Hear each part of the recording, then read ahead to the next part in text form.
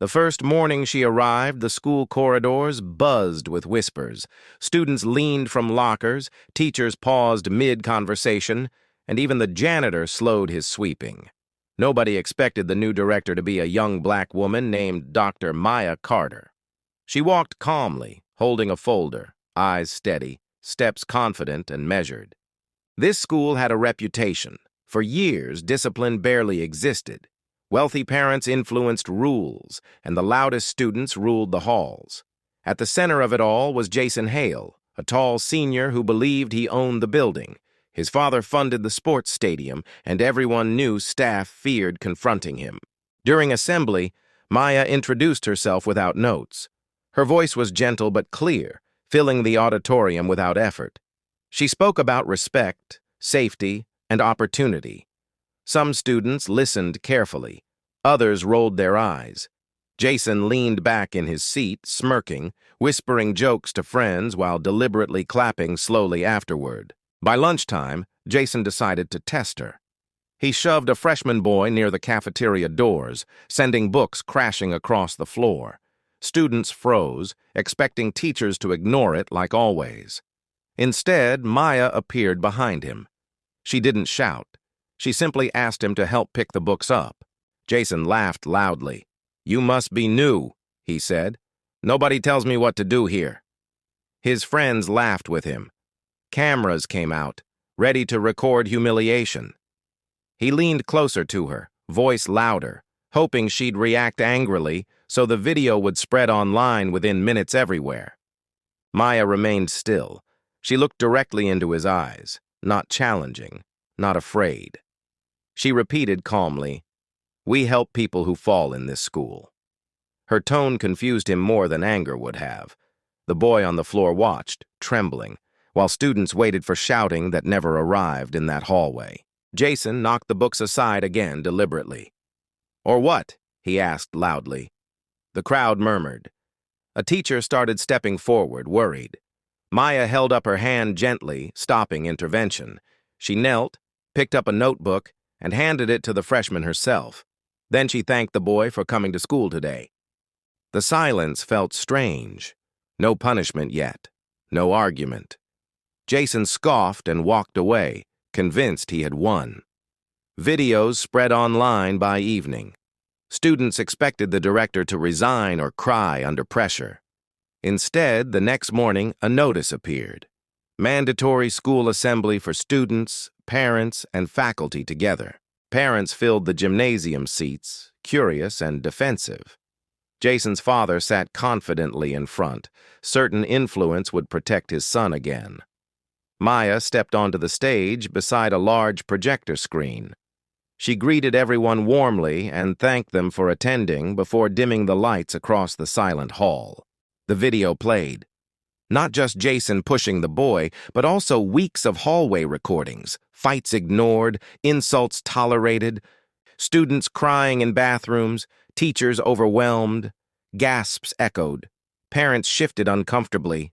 Then Maya spoke softly. "This is not Jason's failure alone. This is a system adults allowed to grow unchecked for years." She explained restorative discipline, mentorship programs, and student leadership councils. Instead of suspensions alone, accountability would include service, apologies, and community rebuilding. Her plan required participation from parents as well. No donor status or reputation would excuse behavior anymore. Policies applied equally to every family within school walls, starting immediately today. Jason's father stood angrily, accusing her of targeting his son. Maya nodded respectfully and invited him to stay after assembly for discussion. She didn't argue publicly. Instead, she asked Jason to come onto the stage. The gym fell silent. Slowly, uncertain for the first time, he walked forward alone. She handed him the microphone. "Tell us what you think a leader looks like," she said. Students watched closely. Jason hesitated. Words failed him. He finally muttered, "Strong, respected." Maya gently asked whether fear and humiliation truly created respect. He couldn't answer. For the first time, he looked uncertain, shoulders lowering slightly. Then she surprised everyone. Instead of punishment, she offered responsibility. Jason would help lead a peer protection program, assisting younger students daily, supervised by teachers and counselors. Refusal meant formal disciplinary action. Acceptance meant proving strength through service. The gym waited. Jason glanced at classmates who now watched him differently and quietly agreed. Weeks passed. At first, students expected him to quit, yet each morning he escorted freshmen between classes, carrying books he once kicked aside. He sat in counseling sessions where younger students described fear he had caused. Slowly, embarrassment turned into understanding. Teachers noticed he interrupted arguments rather than starting them now instead. One afternoon, he approached the same freshman boy in the library. He apologized without cameras, voice shaking. The boy nodded cautiously. Maya observed from a distance but said nothing. Change, she believed, should be owned, not performed. Respect grew quietly, hallway by hallway, replacing tension that once defined daily life at school. Teachers felt supported for the first time. Parents began volunteering. Students created clubs promoting kindness and academic tutoring. Even discipline referrals decreased dramatically. Instead of chaos, conversations filled the corridors. Maya rarely raised her voice. She simply listened, set boundaries, and followed through consistently, something the school had never experienced before. At the year's final assembly, Jason spoke again voluntarily. He admitted he once confused power with attention. He thanked the director for refusing to hate him when he acted hateful. The crowd applauded honestly. Some teachers wiped tears. The freshman he once bullied sat in front row smiling proudly that day. Afterward, a student asked Maya why she didn't just expel him immediately. She replied quietly, "Removing a problem is easier than repairing a person." She explained that schools teach academics, but also humanity. Discipline should protect victims while guiding offenders toward accountability. Silence fell as students understood the lesson behind her decision.